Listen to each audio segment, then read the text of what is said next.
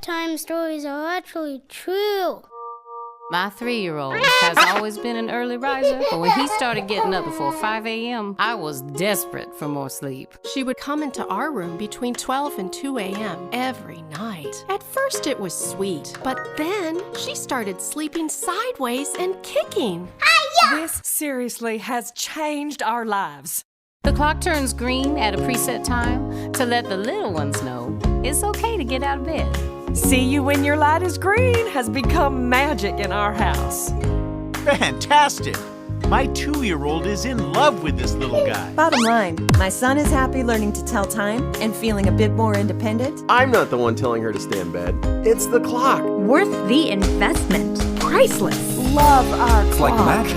I can't live without They're it. still Love in bed. the nap. Gave me my sleep. This is an awesome His product. buggy friend has solved This works our middle of the perfectly night to woes. sleep in again.